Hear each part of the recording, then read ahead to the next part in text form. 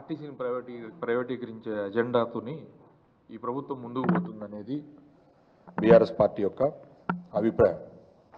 దీన్ని తీవ్రంగా ఖండిస్తూ దీంట్లో కొన్ని నిజాలు రాష్ట్ర ప్రజలకు మీ ద్వారా తెలియజేయాలని కోరుకుంటా ఉన్నాను. బీఆర్ఎస్ ప్రభుత్వం ఉన్నప్పుడు కేంద్రంలో ఎలక్ట్రిక్ బస్సెస్కి సంబంధించి ఫేమ్ 1, ఫేమ్ 2 అనే స్కీముల ద్వారా మన తెలంగాణ రాష్ట్రంలో ఎలక్ట్రిక్ బస్సులకు సంబంధించి ఒక్కొక్క బస్సుకి ఫేమ్ స్కీమ్ 1 స్కీమ్లో ₹1 కోటి సబ్సిడీ పొంది ఆర్టీసీ ఆధ్వర్యంలో మనం బస్సెస్ని తీసుకున్నాం. 40 బస్సెస్ తీసుకున్నాం. వాటిని ఇనీషియల్గా ఎయిర్పోర్ట్కి హైదరాబాద్లోని వివిధ డెస్టినేషన్స్ నుంచి నడపడం జరిగింది. దాని తర్వాత ఫేమ్ 2 స్కీమ్ వచ్చింది. అందులో ఒక 300 బస్సులకి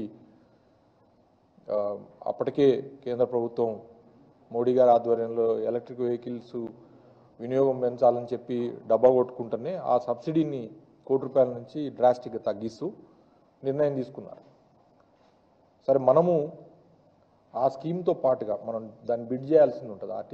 RTC calls for the tenders and different electric vehicle manufacturers ఆ బిడ్లో పాల్గొని బస్సెస్ని మనకి పర్ కిలోమీటర్ ఇంత అని చెప్పి తిప్పడానికి బిడ్ చేయాల్సిన ఇది ఉంటుంది.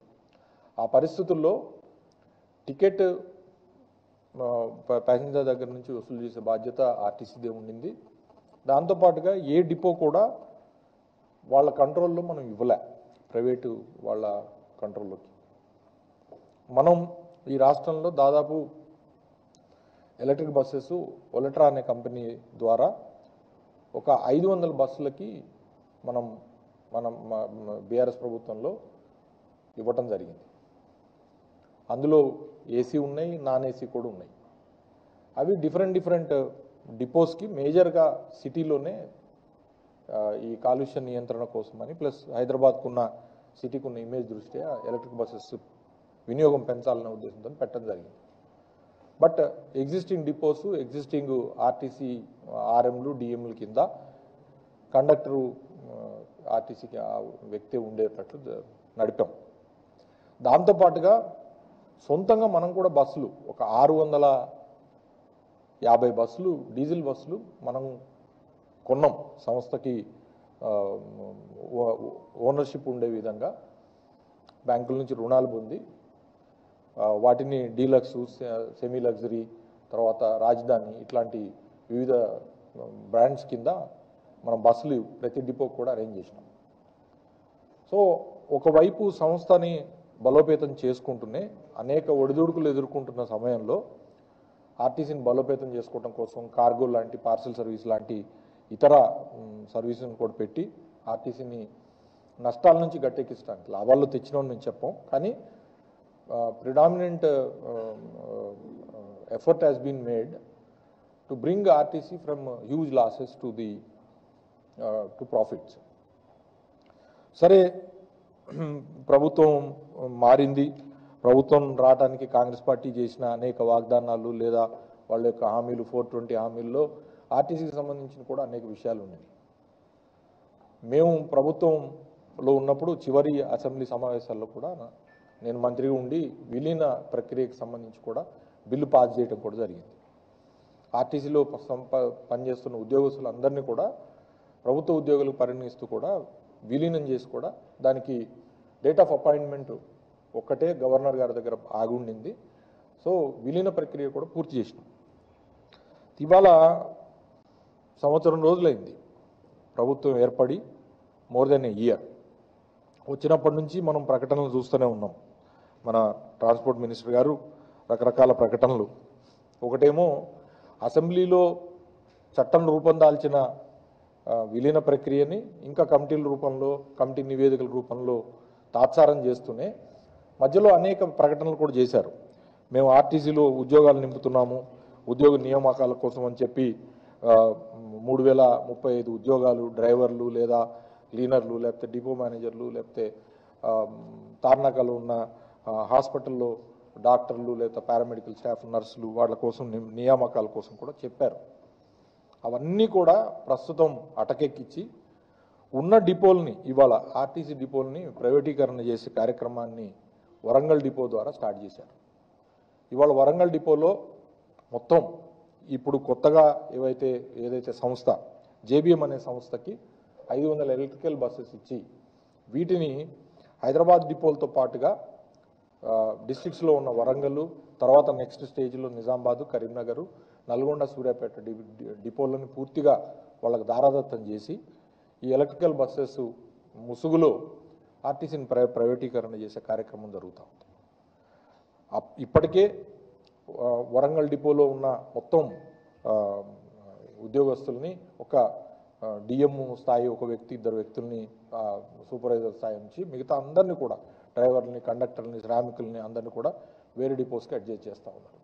అట్లనే హైదరాబాద్లో కూడా ఆల్రెడీ మీ అందరికీ తెలుసు, హైదరాబాద్ 1 డిపోకి సంబంధించి కూడా ఇదే శ్రీకారం చుట్టి ఆల్రెడీ అక్కడి నుంచి కూడా స్టాఫ్ని వేరే డిపోలకు మొబిలైజ్ చేసి ఈ సంస్థకు అప్పచెప్పడం జరుగుతాం. మీన్వైల్ పిఎం ఈ డ్రైవ్ అనే ఒక స్కీమ్ కింద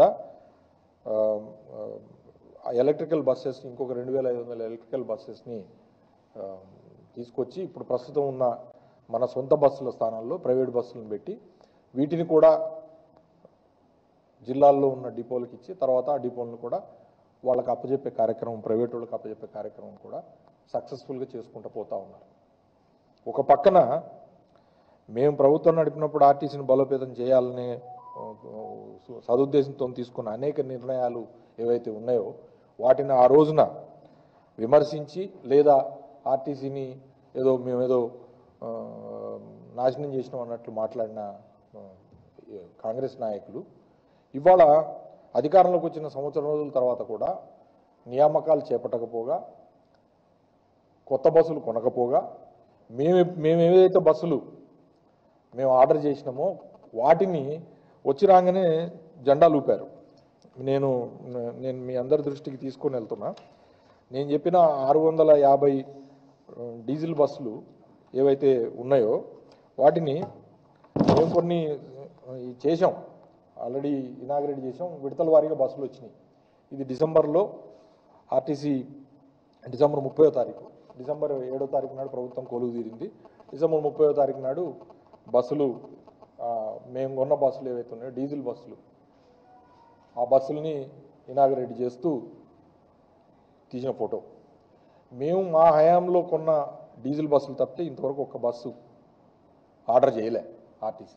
చేయకపోగా ఎలక్ట్రిక్ బస్సుల ముసుగులో నిదానంగా మొత్తం డిపోలన్నింటినీ కూడా ప్రైవేటీకరణ చేసే కార్యక్రమం జరుగుతూ ఉంది.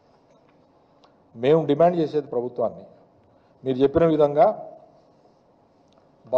కొత్త బస్సులు కొనుగోలు చేయాలి అని అంటే ఆర్టీసీ యాజమాన్యం ఆర్టీసీ సొంతాని కోసమని బస్సులు కొనుగోలు చేసి ఆ బస్సులకి డ్రైవర్లు కానీ లేకపోతే కండక్టర్లు కానీ లేకపోతే శ్రామికులు కానీ అవసరమైన నియామకాలు ఏవైతే ఉన్నాయో, ఖాళీలు ఉన్నాయో వాటిని చేపట్టాలి. మీరే అన్నారు, వచ్చినమంటే 6 నుంచి 7 వేల ఖాళీలు ఉన్నాయి, నియామకాలు ఉన్నాయి. మేము వివిధ బోర్డుల ద్వారా మేము నోటిఫికేషన్ ఇస్తూ ఉన్నాం బస్సు డ్రైవర్లకి. తర్వాత వాళ్ళకేమో పోలీస్ రిక్రూట్మెంట్ బోర్డు ద్వారా, తార్నాక ఆసుపత్రికి హెల్త్ రిక్రూట్మెంట్ బోర్డు ద్వారా, తర్వాత మిగతా డిపో మేనేజర్లకు వాళ్ళకి సూపర్వైజర్లకు వాళ్ళకేమో రెగ్యులర్ కమిషన్ ద్వారా ఫిల్ చేస్తామని చెప్పి ఇంతవరకు చేయకపోగా కనీసం బ్రెడ్ విన్నింగ్ స్కీమ్ సంబంధించి ఎవరైతే ఆర్టీసీ ఉద్యోగస్తుల కుటుంబాల్లో చనిపోయిన వాళ్ళు ఎవరైతే ఉన్నారో చనిపోయిన వారి కుటుంబ సభ్యులకి వారి ఉద్యోగం ఇచ్చే స్కీమ్ను కూడా మేము రెజ్యూమ్ చేశాం. ఆర్టీసీ నష్టాల్లో ఉంటే కొంతకాలం హోల్డ్లో ఉన్నా కూడా ఆ ప్రభుత్వం చివరిలో వాటిని రెజ్యూమ్ కూడా చేశాం. కనీసం ఆ నియామకాలు కూడా చేపట్టాల, కారుణ్య నియామకాలు, బ్రెడ్ విన్నింగ్ స్కీమ్ అంటారు దాన్ని. చేపట్టకపోగా ఇవాళ పెద్ద పిడుగుపాటు ఏంటంటే ఈ డిపోలు ప్రైవేటీకరణ చేయటం. సో ఇది డెఫినెట్గా ఆర్టీసీ ఉద్యోగులకి ఒక పెద్ద గొడ్డలి పెట్టు లాంటి సమస్య.